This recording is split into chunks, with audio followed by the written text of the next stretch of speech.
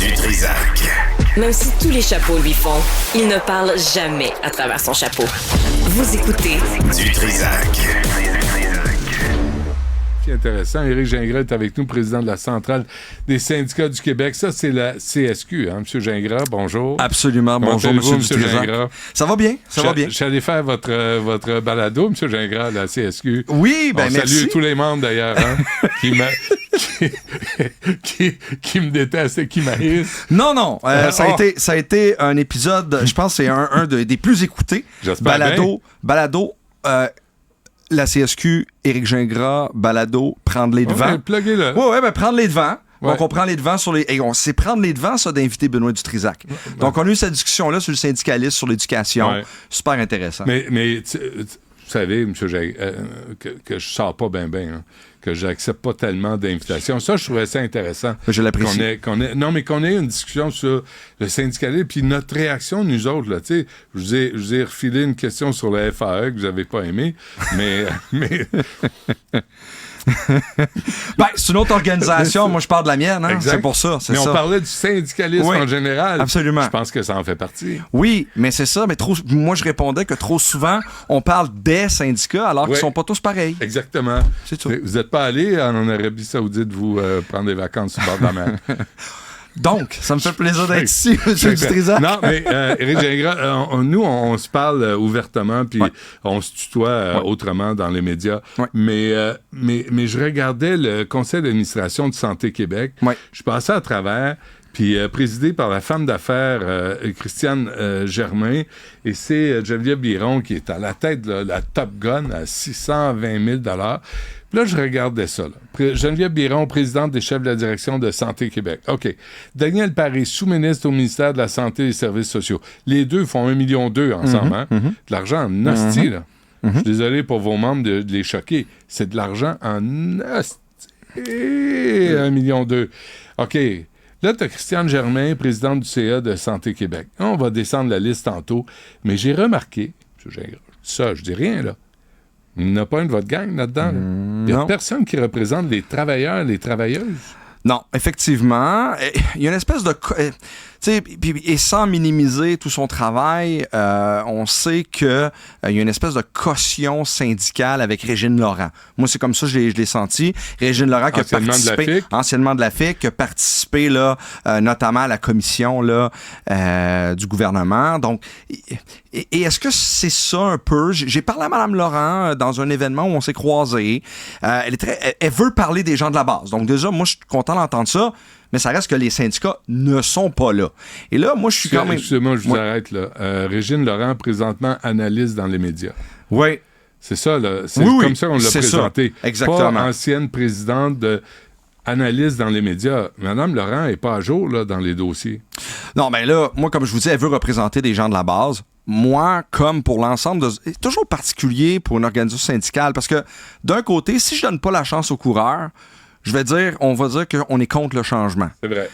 Mais en même temps, je veux bien donner la chance aux coureurs, mais je vous dirais que c'est une composition qui ne paie pas de mine, là. C'est-à-dire que les gens de la base sont pas beaucoup représentés. Je vous dis que Mme Laurent, elle m'a dit vouloir représenter la base. C'est une bonne chose. Donc, bien hâte de voir. Encore une fois, je donne la chance aux coureurs. Ouais. Mais encore là, les dernières années, c'était pas comme militante syndicale. C'était comme analyste, etc., etc.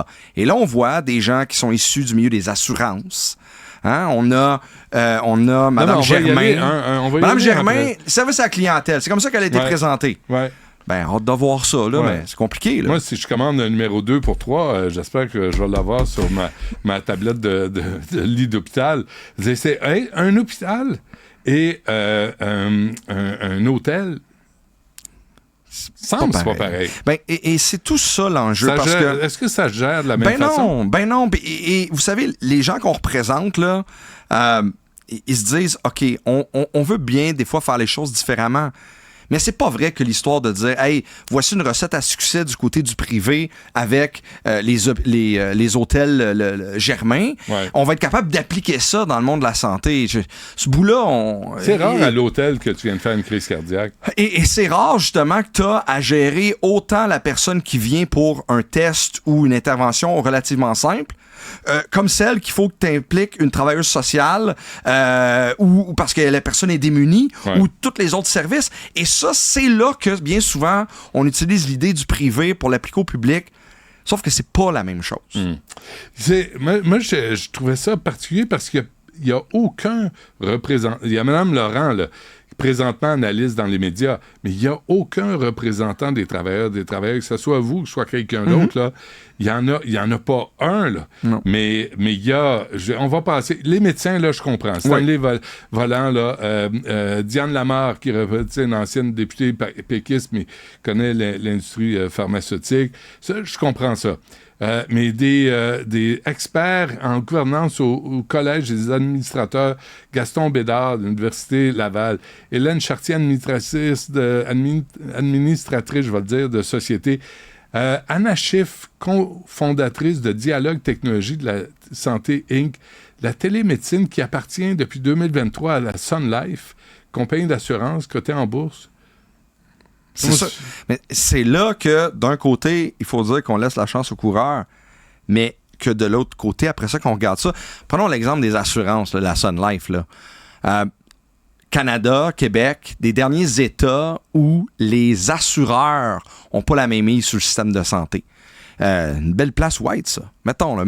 Mettons qu'on pense que ça pourrait être une place intéressante. C'est quoi le rôle, d'après vous? C'est ça. De Mme Schiff, là. C'est ça qui est particulier. Ils vont faire quoi? Ces gens-là vont prendre les meilleures décisions en conseil d'administration pour les gens du milieu, mais regardons d'où ils proviennent. Est-ce que ça veut dire... Regardons d'où ils proviennent. Est-ce que ça veut dire qu'eux autres, ils vont prendre ces décisions pour le système, pour le réseau, là, en faisant une grande muraille de Chine sur ce qu'ils pensent comme leur employeur ou dans leur réseau ou dans leurs endroits où ils ont tissé des liens? Moi, ça, j'y crois pas, par exemple. Ils arrivent là avec une idée préconçue, puis est là le danger. Daniel Gilbert, administrateur de société, maîtrise en ingénierie de l'Université Concordia. Sûrement un homme brillant. Jean-Luc Gravel, analyste financier agréé, administrateur de société, membre de l'Ordre des ingénieurs. Là, on a Michel Lessard, membre de l'Ordre des ingénieurs. Comment ça fait qu'il y a plein d'ingénieurs sur Santé Québec? Où sont les infirmières auxiliaires, les inhalothérapeutes? Mettons qu'il ne veut pas nommer de syndicat. Bon, je peux comprendre. Mais les travailleuses et les travailleurs, vous savez, moi, j'en représente plus de 6 000 là, infirmières qui sont encore en négociation, soit dit en passant. Infirmières auxiliaires, inhalothérapeutes, sont où? Il y a des médecins. Mais dans ce que je sers dans un hôpital, il n'y a pas juste des médecins. Il n'y a pas d'infirmières sur le conseil d'administration, mais il y a des ingénieurs. Mais qu'est-ce que ça vous dit, ça? Ben, ça nous dit que le gouvernement a adopté ce qui se fait ailleurs en Occident, premièrement en y allant avec des agences pour essayer de la tasser du secteur public parce que ça a l'air que c'est pas bon le secteur public, donc il faut que tu le tasses un peu. Jusqu'à maintenant, ça n'a pas donné les résultats escomptés. Avec l'argent qu'on met là-dedans, les résultats qu'on a... Mais avec l'argent qu'on met là-dedans, M. Dutrisac, on oublie toutes les années où on a enlevé l'argent. Toutes les années où on a fait des réformes qui n'ont rien donné, où les mêmes syndicats levaient la main, puis aussi bien des analystes puis des commentateurs dans l'espace public qui disaient ben non, ça marchera pas. Donc, c'est tellement facile de dire hey, regardez où est-ce qu'on est rendu, ça marche pas le secteur public. Mais regardons où est-ce qu'on l'a amené. Alors, je reviens, mais la composition nous envoie un message qui dit l'expertise doit être ailleurs que dans le réseau. Et ça, ce message-là, il est pas très bon. Ouais. Avez-vous l'impression que, à part les médecins, là, David Lucier, médecin gériatre, là, ils ont une expérience du terrain, ils comprennent ce que ça prend, ils comprennent les besoins de la... Mais il y a beaucoup de petits Joe connaissants là-dessus, là, des ingénieurs, là. Sur Santé Québec, des ingénieurs, veux-tu bien me dire? C'est toujours ça, hein? Ils se sont basés un peu sur ce que fait justement l'entreprise privée. Vous savez, les entreprises privées cotées en bourse vont nommer des conseils d'administration et là, les gens qui vont y siéger ont un pedigree, hein, avec l'expérience, puis moi je viens de tel milieu. Mais ça, c'est bon pour ces conseils d'administration-là. Ça donne une espèce de crédibilité, ça assoit la crédibilité et les investisseurs, ils aiment ça. Ils ont essayé d'appliquer ça au secteur public, dans une agence, en disant hey, on va prendre des gens là où leur curriculum paraît bien.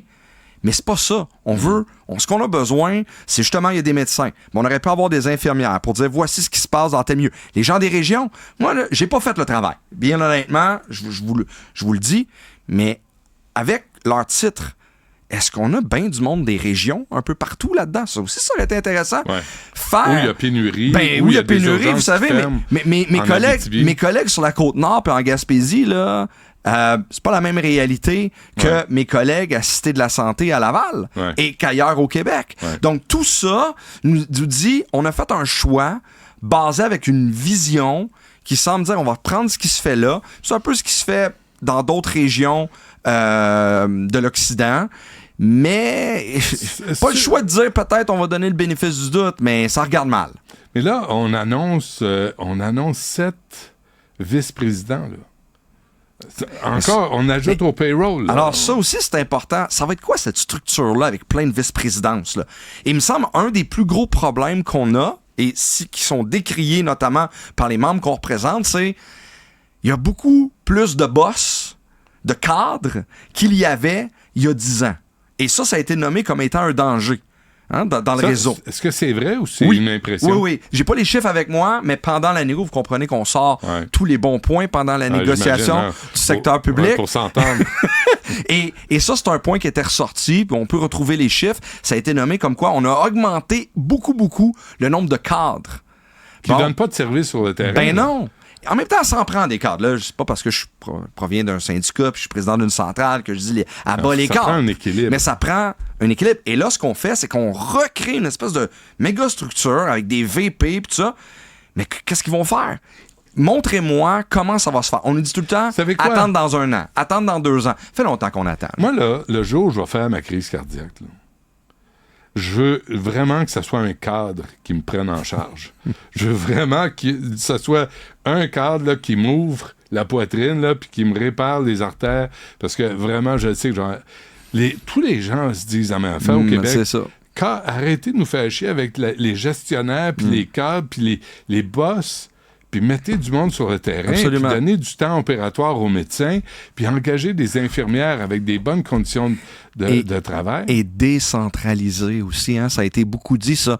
Quand le projet de loi 15 a été amené, on est allé en commission parlementaire pour parler de décentraliser, notamment dans les régions.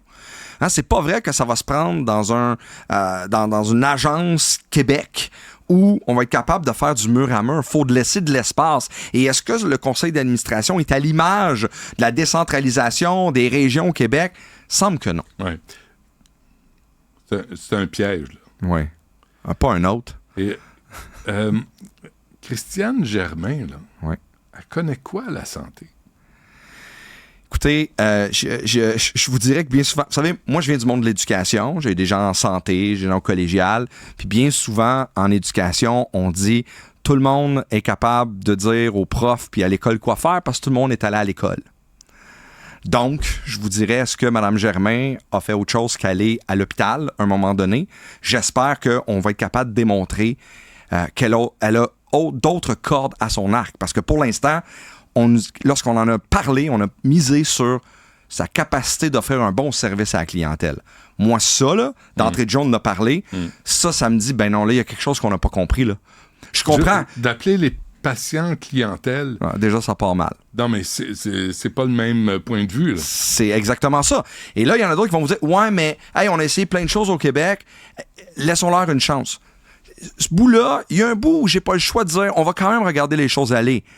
Mais après ça, quand on analyse, puis on représente des gens qui œuvrent au quotidien, puis qui regardent ça, puis qui nous disent comment elle va m'aider, elle. Ouais. C'est ça qu'ils nous demandent. Est-ce qu'on est en train vraiment de privatiser le système de santé?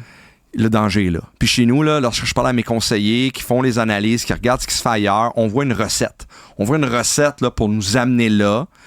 Maintenant, on espère toujours le retour du balancier parce que ce qu'on a vu, par exemple, au Québec, dans la même phrase, les Québécoises et les Québécois, ce qu'ils nous disent, c'est qu'ils veulent un service de santé plus efficace, mais en même temps, ils tiennent à leur service public, mais ils disent quand même qu'ils veulent en avoir pour leur argent. Ah, mais il coûte cher. Mais voilà. Mais est-ce que ça va nous aider?